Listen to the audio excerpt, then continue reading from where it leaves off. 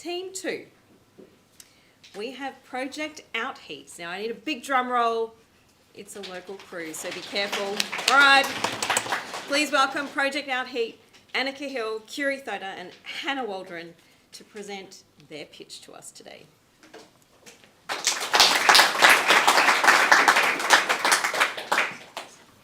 I'm Curie.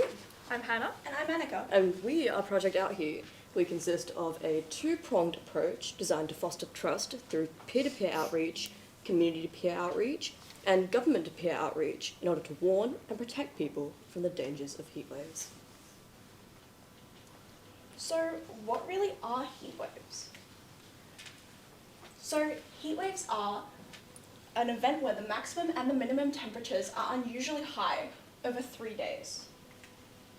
They account for 78% of all injury and hospitalisation and 43% of injury deaths, but traditionally viewed as less dangerous. We're Australians, we can handle the heat. Projected to become hotter, longer and more frequent in Australia due to climate change, it will be integral that we handle this problem at the moment, as the intensities and durations can harm Australians. Without improving strategies, heatwave-related mortality will rise. But who really is at risk?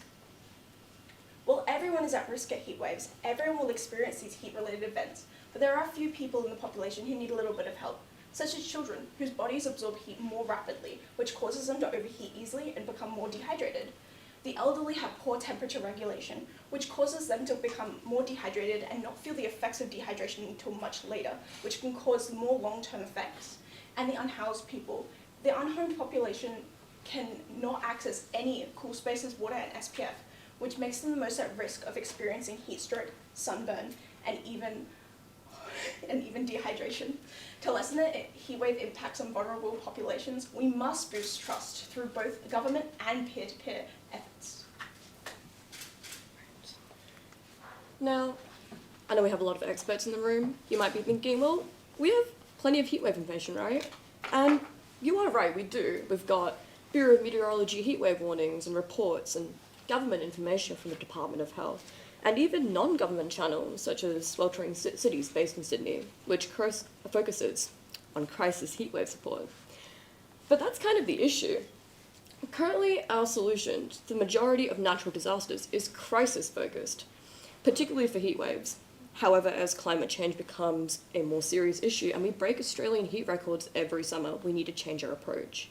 We need to empower our community to deal with heat waves and other natural disasters in a community-focused manner by focusing on pre-crisis support and building trust between peers and communities.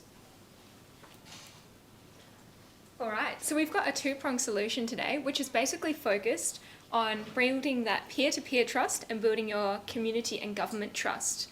And the reason we're here today is because we care, and that's what our program aims to do. We've got two folds, Nag Your Neighbours and Hydrate, and Anika's going to introduce you to our part one.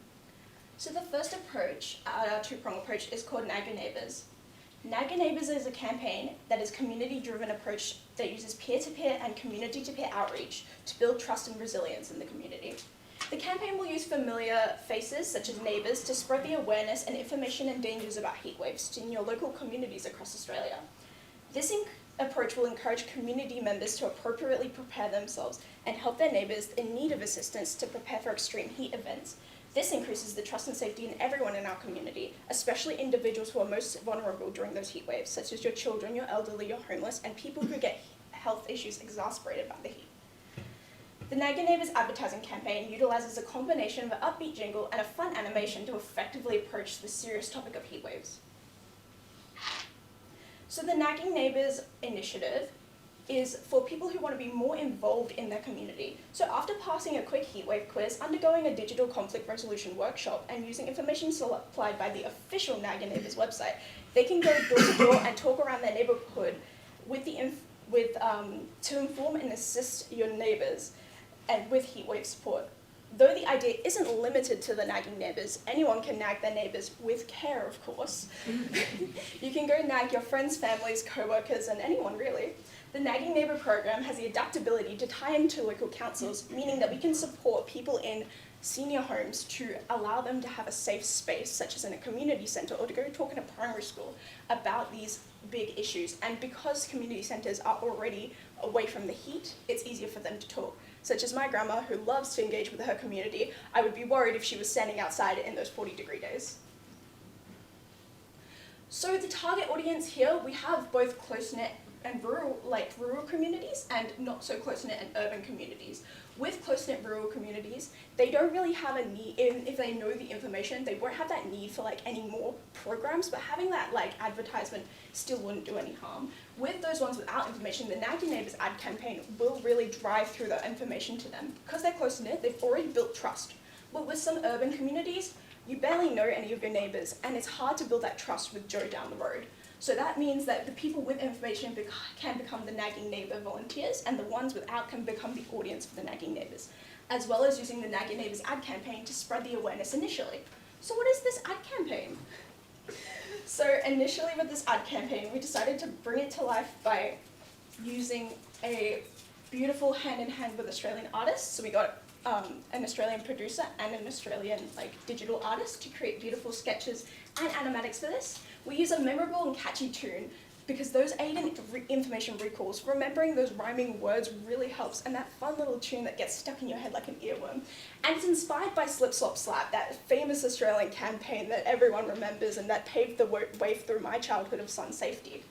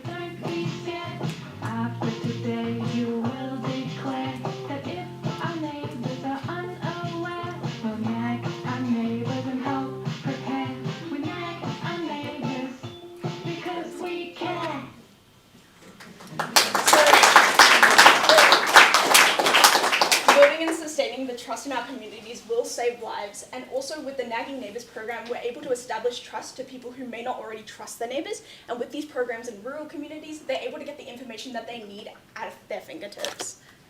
Remember how we introduced 2 prongs? Well, this is the second one. I'm going to talk you through Hydrate.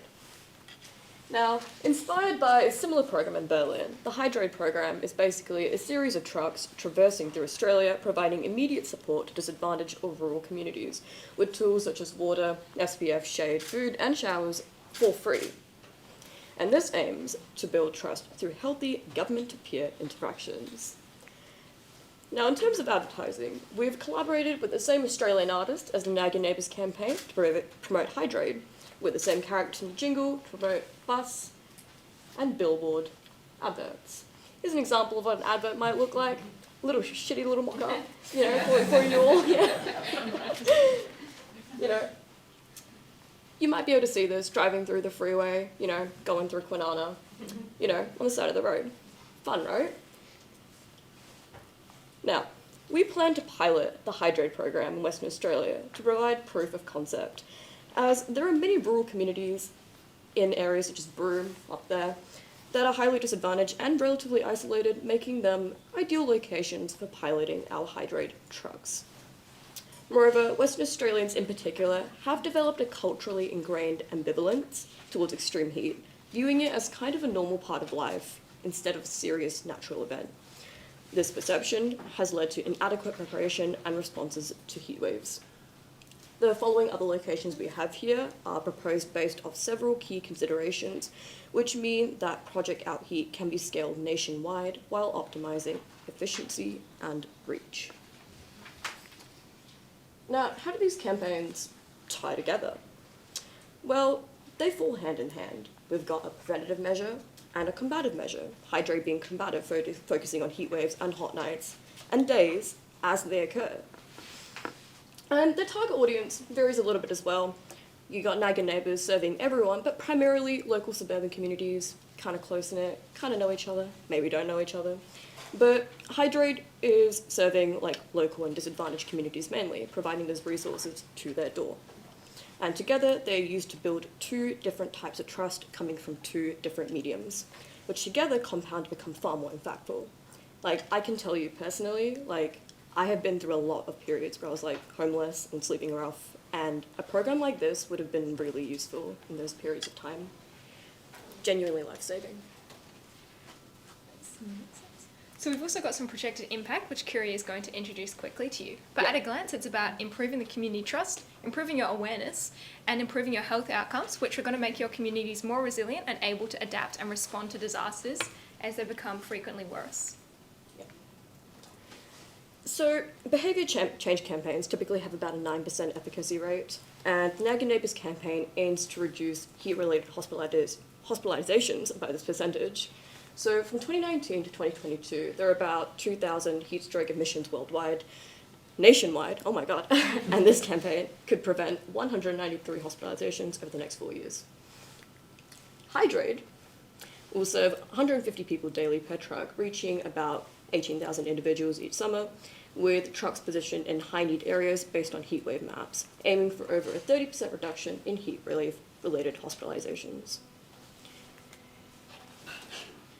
So, the whole aim of Project OutHeat is to prevent urgent medical needs in vulnerable populations, easing pressure on first responders through the Niagara Neighbours campaign and Hydrate trucks, enhancing preparedness, building trust, and empowering communities to act as first responders. Amazing. And we've got some KPIs, which to sum it up quickly is you want to be having your annual surveys to check that your program's actually working, and you can track some of your key KPIs that we've listed down the bottom to make sure that your project's working, and if it's not, can you improve it, and what specifically do you need to do? And you do similar things with your Hydrate truck, so you can collect your demographic information and various other data, which means over time you can adapt your trucks to ensure that you're actually serving the areas with the most need. So over time you can adapt it to make sure that you're actually suiting your project. But we're going to go into a quick analysis of how we're going to implement this. So basically, it's taking pre-existing programs, and we're taking out their success factors and putting them into our own project and recombining it, essentially to make sure that we're hitting these vulnerable groups and prioritising them, to ensure that we're encouraging a more community-level response and developing that independence to respond to disasters, and also making it proactive, so we're acting before the disaster actually happens, rather than having to respond in the time, which we believe will help in increasing trust overall. So just quickly, our timeline, I won't go over it in too much detail, but we think it's going to be able to be implemented in a relatively short time frame because we're linking up with existing service providers and community groups, and because of the immediate impact of the Nag Your Neighbour campaign as well. So we think it's going to be feasible to get it running for our pilots between 2024 and 2025. We're also linking with existing services. So we've seen that working with existing community networks and structures helps to create that goodwill and build the trust. So we think that by linking up with these existing service providers such as your health, you're getting all that information and you're building upon a pre-established trust-based relationships to basically target and prioritise your delivery. When you link with your local community leaders and organisations, you get their information that they have, which is a different type of trust-based relationship, and you leverage that to, again, build upon that trust and establish that credibility. And the third aspect of it is that it's community-driven. You're building up the community to be able to empower them and respond to these risks as they flow up. The next aspect of this is that we think it's going to be feasible in this amount of time due to the costs. If you look at what heatwave costs are predicted to be, over the next 4 years, they're going to put, in just WA, over 130 million. If you look at the comparative cost of this program, you're saving a lot of money by acting preemptively rather than fostering the costs at the hospital when it's at a critical level. As long as you take your stakeholders into consideration as well and adapt them to each sort of area, that means that you're going to be able to have a successful solution and adaptable and tailored to the actual specific locations, whether they be rural, metropolitan, and in different states, which ensures your success. We've got the other aspects of it here. Our solution is scalable because you can modularize it and it's expandable to other types of disasters. It's adaptable to a variety of scenarios. We have based it off heat waves, but taking those core underlying components of providing resources, reaching out and building a community, adapts it for other disasters. And it's flexible for location in both geographically and also in terms of having a short-term temporary service, because these trucks are mobile, that can also help to encourage long-term services within the communities, such as by encouraging states in WA and the local communities to actually build those mandated cooling spaces which haven't really been built yet. And it's achievable because it's cost-effective and because there is a clear need for it. We've got some, obviously you need to mitigate your risks. If you're interested, you can have a look in the handouts we've given you.